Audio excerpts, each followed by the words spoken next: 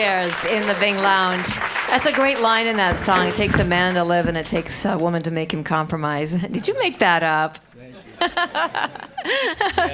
Yeah, we did. That's great. We don't know what it means yet. Yeah. I'm sure it'll develop as time goes on. You guys, Wes and Jerry, you're originally from the East Coast, from basically New York, and you had West, New Jersey. If you're really Miss, we're from New Jersey. Yeah. There's a big difference. I'm not going to make you live in Manhattan. But you had West, which is kind of interesting, and you had for Denver. Was there a reason for actually picking Denver? Per se? We couldn't afford New York, I think. That was pretty much it, to be honest. We had friends moving to Denver. Would you second that, Jared? Do you concur? Yeah, for sure, yeah. You could have moved to Portland. Were you hearing good things about Portland? We ran out of gas, so. I mean, I'm sure there's just a really cozy scene going on there as well, like there is in Portland. But so you do the Craigslist thing, and you immediately find Neela over there with the wonderful cello. Yeah. She plays a little bit of everything, yeah. Yeah. And that just kind of started your vibe then? Yeah, I would say so. Yeah, I think so. I think it came at a really opportune time that we were all in a place to travel and make music, and it's worked really organically, I think. And so the scene from, I mean, besides just being really expensive in New York, obviously, but it's just more intimate, organic. What do you think made that work for you guys? And it really made you grow. I think a lot of it had to do with meeting, like one of our band members, Stealth over here.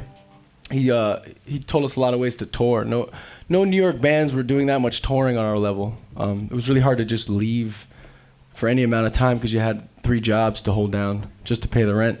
So, and they had a ton of contacts. So we met bands that were actually doing something that we were dreaming of doing. So that was a big part of it that we didn't expect, but we encountered. You know. And then you do end up touring like crazy. From what it looks like, your schedule is just insane. So there's a sense of kind of when you began developing the Lumineers, I sense that you kind of were letting it organically develop. You didn't set out to make this kind of folky sound that we're hearing right now, which is, let it kind of steer you, guide you. And finally, there's a real album that's going to be coming out, the Lumineers. Yeah, it's going to be releasing next week. Yeah, April 3rd. We're really excited about it. Yeah. How was that to put together? The sound that you have really translates so beautifully to a live show. Congratulations, by the way. I hear it's sold out tonight. Yeah, we're really excited. You guys are just cooking with gas. It's incredible.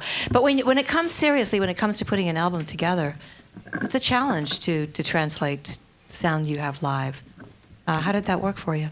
I think we tested a lot of songs. We threw them in the deep end, we played them in front of other people that weren't our friends or mothers.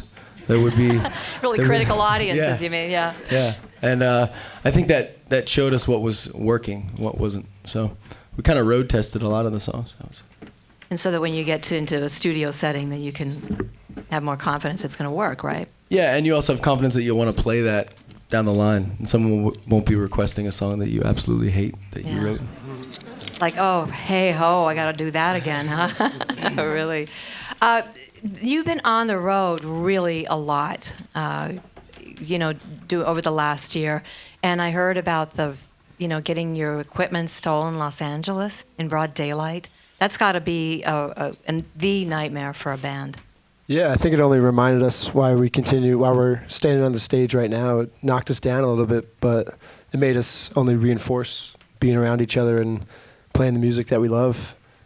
Yeah, and we learned from it. We built a cage in our new van.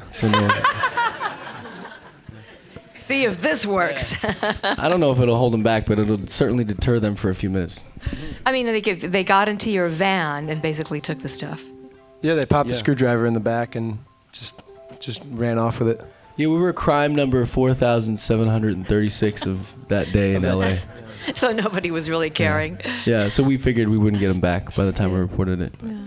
We figured it was worth a try. Now, you've been on the road for about, the last 12 months, basically the last year of doing shows? Give or take. Yeah, give or take.